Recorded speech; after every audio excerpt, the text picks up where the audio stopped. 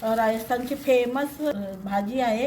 असं तुम्हाला वाळलेल्या काड्या वाटत असेल, पण हे काड्या नाहीत, तर हे खूप महाग मिळतं। याची औषधी गुणसुद्धा आहेत ह्याच्यात। तर ही भाजी आहे, हे कसं करायचं तुम्हाला दाखवते। तर आता हे पहिले धुवून घेऊया या भाजीला। तर हे धुवून घेतलेलं आहे। आता ह्याच्यात हे बुडेल इतकं पाणी घालून घ्यायचं आहे। 5-6 तास ह्याला भिजत ठेवायचं आहे।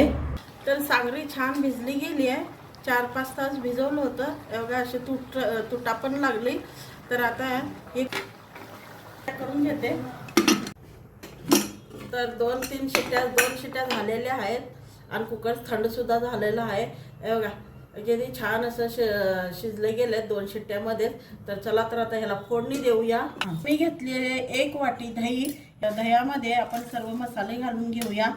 तर हळद घेतलेली आहे, लाल तिखट, चवीचे मसाले तुमच्या आवडीनुसार घेऊ शकता। गरम मसाला घेतलेला आहे थोडासा, 1 चमचा धनिया पावडर आणि हे सर्व मसाले आता मी मिक्स करून घेते। हे मिक्स करून घेतलंय। आता चला कढईमध्ये तूप घालून घेतलेलं आहे। हे थोडीशी मोहरी, जिरे घालून घेतलंय, लसणाच्या लांब लांब पाकळ्या कट करून घेतल्या घालून घेतलंय, लांब चिरलेला कांदा, थोडासा कांद्याचा कच्चापणा जाईपर्यंत हलकंसं परतून घेऊया। जास्त करपवायचं नाहीये कांदा आपल्याला। हे दह्यात आपण मसाला घातलेला तो घालून घेऊया। हे तेल सुटेपर्यंत परतून घेऊया। सुक्या मिरच्या मी विसरले होते तेलात घालायला, तर वरून घालून घेतले। आता कस्तुरी मेथी आणि थोडासा घरकुल मसाला, तर ह्याला छान असं परतत राहायचं आहे।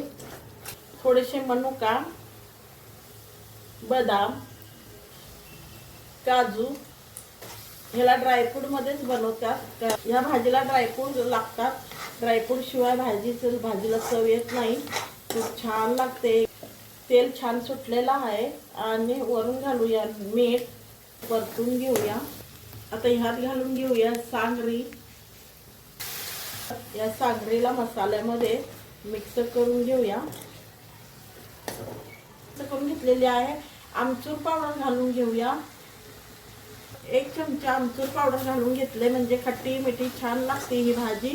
आणि मारवाडची प्रसिद्ध भाजी आहे, शाही भाजी आहे। एकदा करून पहा, तुम्हाला जर अजून मिळाली ही भाजी